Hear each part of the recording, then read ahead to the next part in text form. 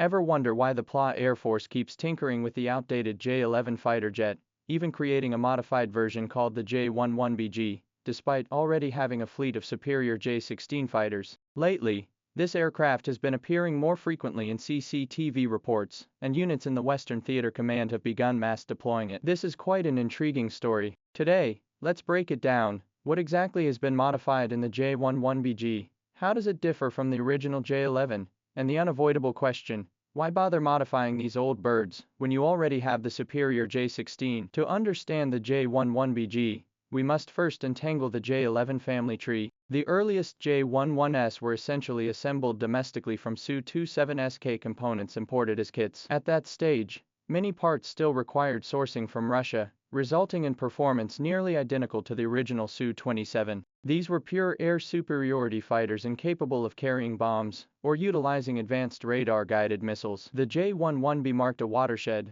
Its airframe extensively utilized domestic materials, featured a black radome, and could carry domestically produced medium-range missiles like the PL-12, significantly boosting its combat effectiveness. Later came the two-seat J-11BS variant, capable of serving as a trainer for new pilots, while also performing some ground attack missions. The J-11BG we're discussing now is instantly recognizable. Its most distinctive visual feature is the radar dome's color change, shifting from the J-11B's signature black to a light gray or white hue. Veteran military enthusiasts know this color change isn't cosmetic, it signifies different internal components. The original J-11B utilized a mechanically scanned flat panel gap array radar, cutting-edge technology in the last century, but now clearly outdated. The J-11BG has been upgraded with an active phased array radar, the same type used on the J-20 and J-16 fighters. This system boasts vastly extended detection ranges, can simultaneously track dozens of targets, and prioritizes the most threatening ones for engagement. It's like going from searching for someone in pitch darkness with a flashlight to suddenly turning on a massive searchlight. Any movement becomes instantly visible. With the radar upgrade came enhanced weapon capabilities. The J-11B primarily carried PL-12 and PL-8 missiles, which were top tier at the time but now appear merely adequate. With the J-11BG's avionics and fire control system upgraded, it can now directly carry PL-15 and PL-10 missiles. The PL-15 boasts a range exceeding 200 kilometers, far surpassing the PL-12, allowing it to strike before the enemy even reacts. The PL-10 excels in close-range dogfights. Paired with the pilot's helmet-mounted display, the missile can strike wherever the pilot's gaze falls, elevating close combat capabilities to a new level. Beyond the radar and missiles, the cockpit displays, the operating system's backend, and the data links connecting to early warning aircraft and other planes have likely all been upgraded to J-16 standards. With this comprehensive upgrade, the J-11BG retains the outward appearance of a two-decade-old Su-27 but possesses a completely new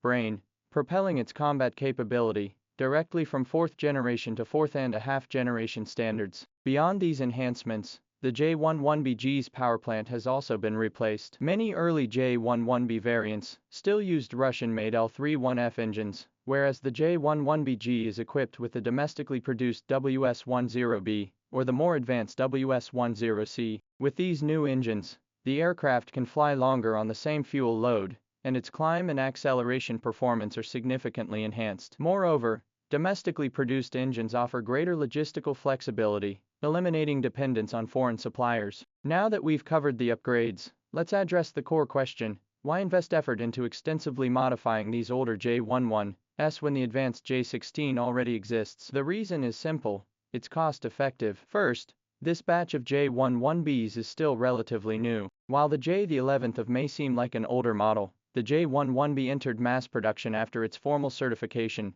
in 2007 and continued until around 2015, with over 300 units built in total. Many aircraft have only been in service for 5 or 6 years, and some are even newer. Fighter airframes are designed for a 30-year service life. These J-11Bs haven't flown long, their structures remain robust, and they're still in their prime. Retiring them now would be wasteful. By installing new radars and upgrading avionics, a relatively modest investment, these aircraft can serve another 15 years in peak condition. This upgrade is a no-brainer financially. It's said that leveraging mature technology from the J-16 fighter can reduce the upgrade cost to about 40% of building a new aircraft. Secondly, the J-11B itself is no slouch. It's a heavy fighter with a large frame, substantial fuel capacity, long range, and excellent maneuverability. Even before its upgrade, the J-11B could hold its own against direct confrontations with neighboring Air Forces aircraft like the South Korean Air Force's F-15K, the Japan Air Self-Defense Force's older F-15J models,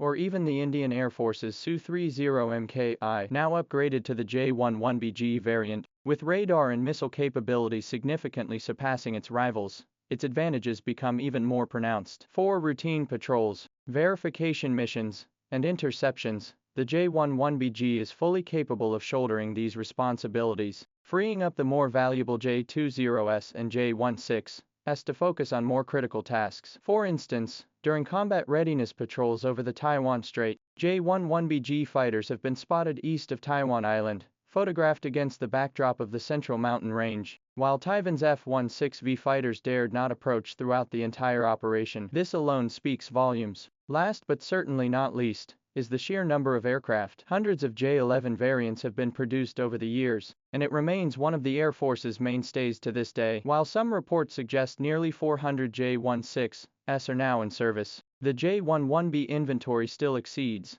300 aircraft. Replacing these hundreds of planes one by one with J-16S would cost a fortune. Wouldn't that take forever? And it's unnecessary. The J-16 is a top-tier variant, designed for multi-role capabilities like bomb truck, ground attack, and electronic warfare. Its two-seat configuration includes a dedicated rear pilot for weapons control and battlefield management, making it significantly more expensive than the J-11. Upgrading a portion of well-maintained J-11B fighters to J-11BG standard allows them to continue excelling in air superiority operations. This creates a complementary pairing with the J-16, one handling high-end multi-role missions, the other specializing in pure air combat, representing the most rational resource allocation. The J-11BG also possesses a hidden value: its seamless integration into the Air Force's entire operational ecosystem. Equipped with new data links, it can exchange real-time intelligence with KJ-500 early warning aircraft, ground radar stations,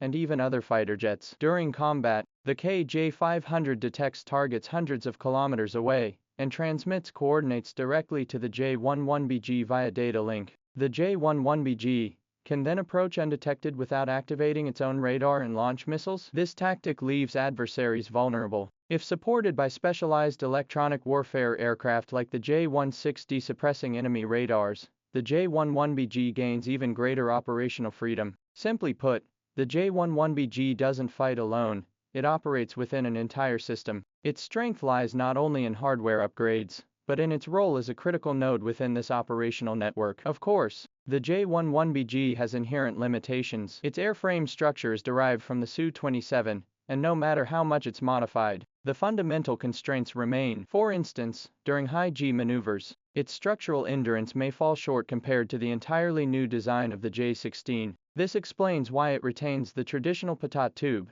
in the nose instead of adopting more advanced distributed airflow sensors. Replacing it would necessitate redesigning the aerodynamics and flight control systems, a costly and time-consuming endeavor. Designers prioritized resources where they matter most: radar, avionics, and missiles, areas that deliver the greatest combat effectiveness. This is a highly pragmatic approach. In essence, the J-11BG upgrade represents an exceptionally cost-effective modernization effort. It isn't about creating an entirely new fighter to replace existing models, but rather revitalizing a proven, long-serving asset through technological enhancements. After all, in modern air combat, while the airframe platform remains important, it's the integrated radar, avionics, weapons systems, and network connectivity that ultimately determine victory. As over 300 mid to late batch J-11B fighters undergo this upgrade, the PLA's fleet of fourth and a half generation fighters will expand further, establishing a substantial numerical advantage in the Asia-Pacific region.